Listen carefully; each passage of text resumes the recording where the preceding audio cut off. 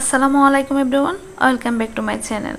কাছে এবং দূরে যে যেখান থেকে ভিডিওটি দেখছেন, আশা করছি আল্লাহর রহমতে সবাই ভালো আছেন। আমরা আলহামদুলিল্লাহ ভালো আছি। শুরু করলাম নতুন আরেকটি ব্লগটা আমি শুরু করেছি সকাল থেকে। এখানে হচ্ছে আমরা সকালে নাস্তাটা করে নিচ্ছি। এখানে নান রুটি নিয়েছি, সাথে আছে আগের দিনে রান্না করা গরুর মাংস।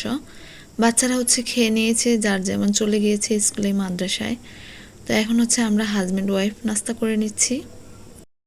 তারপর হচ্ছে নাস্তা করে অন্যান্য কাজকর্ম সেরে নিয়েছি, সেরে তারপর হচ্ছে রান্নাঘরে চলে আসছি রান্না করার জন্য। আজকে রান্না করব কবুতরের মাংস আর হচ্ছে সবজি রান্না করব। একটা ফ্যানে হচ্ছে আমি সরিষার তেল দিয়ে দিলাম, তেলটা গরম হয়ে আসছে, তারপর দিয়ে দিলাম তেজপাতা, এলাচ, দারচিনি, লবঙ্গ। এখন এর মধ্যে দিয়ে দেব পেঁয়াজ কুচি, দিয়ে তারপর হচ্ছে নেড়ে ছেড়ে একটু লাল লাল করে ভেজে নিব। এখানে 2-3টা রসুনের কোষও দিয়ে দিলাম।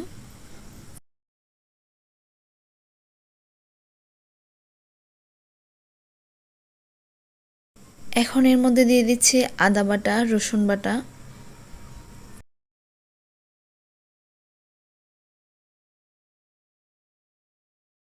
তারপর হচ্ছে কিছুক্ষণ ঢাকনা দিয়ে এটাকে ভালো করে ভেজে নিয়েছি। এখন দিয়ে দিচ্ছি স্বাদ মতো লবণ, তারপরে দিয়ে দিচ্ছি লঙ্কা গুঁড়া, তারপর দিয়ে দিব জিরা ধনিয়া গুঁড়া, এখন দিয়ে দিচ্ছি হলুদ গুঁড়া।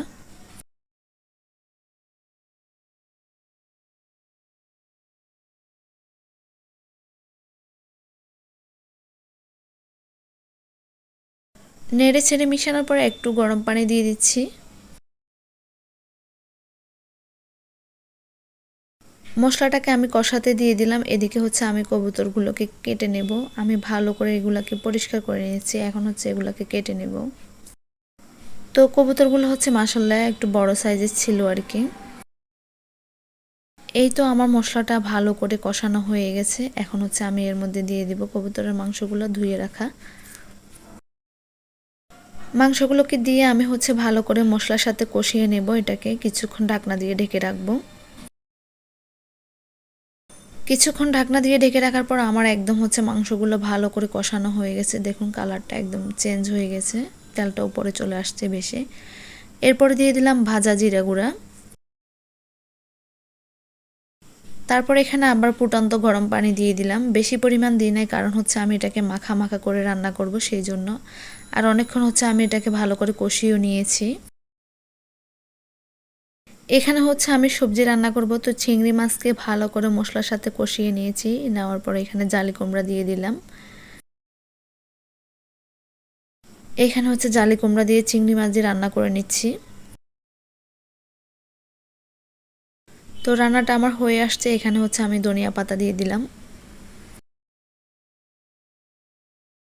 এই তো আমার রান্না বান্না হয়ে গেছে। একদম সাদামাটা একটা ব্লগ আপনাদের সাথে শেয়ার করলাম। তো ভিডিওটি যদি ভালো লেগে থাকে আমার চ্যানেলটি সাবস্ক্রাইব করে নেবেন এবং আমার ফেসবুক পেজটা ফলো দিয়ে দিবেন। ভিডিওতে একটা লাইক দিতে ভুলবেন না এবং কমেন্ট করবেন।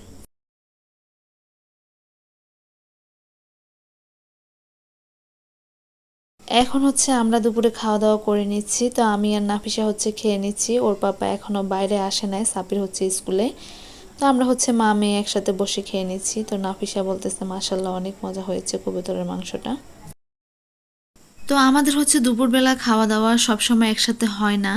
শুক্রবার ছাড়া একদমই হয় না। শুক্রবারে হয়তো 4 জন একসাথে মিলে বসে খেতে পারি আর কি। তাও অনেক সময় আমার হাজব্যান্ডের হচ্ছে দাওয়াত থাকে, সেই জন্য হচ্ছে আর খাওয়া হয় না। তো এখন হচ্ছে আমরা মা মেয়ে বসে গল্প করতেছি আর হচ্ছে খেয়ে নিচ্ছি। মাশাআল্লাহ রান্নাগুলো কিন্তু খেতে অনেক মজা লেগেছে। আলহামদুলিল্লাহ তৃপ্তি সহকারে খেয়ে নিলাম। তারপর দুপুরে খাওয়া দাওয়া করে এখানে একটু পেয়ারা মাখা বানিয়ে নিয়েছিলাম। কারণ হচ্ছে দুপুরে খাওয়া দাওয়ার পরে একটা কিছু না একটা কিছু খেতে হয়। আর এদিকে নাফিসার নাকি অনেক মজা লেগেছে, ও হচ্ছে পেয়ারা মাখা অনেক পছন্দ করে। আর আমার মেয়েটা হচ্ছে মানে খাবারের টেস্ট বুঝে কোনটা কিরকম। আসলে মানে মজা লাগলে হচ্ছে সব কিছু খেয়ে নেয়, আর না লাগলে হচ্ছে খায় না আর কি, ওই অবস্থা আর কি।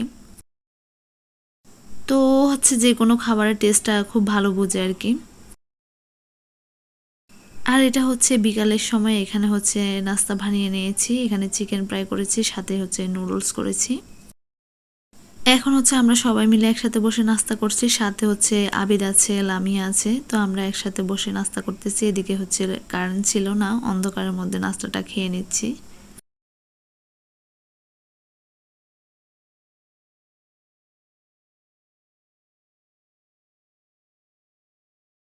তো মাশাল্লাহ নুডলসটাও অনেক মজা হয়েছে, চিকেন ফ্রাই সাথে অনেক ভালো লাগতেছে খেতে, গরম গরম একদম।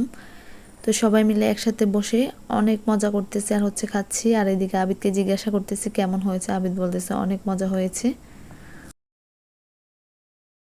ভিডিওটি আজকে এই পর্যন্ত। সবাই ভালো থাকবেন, সুস্থ থাকবেন, আমাদের জন্য দোয়া করবেন। আল্লাহ হাফেজ।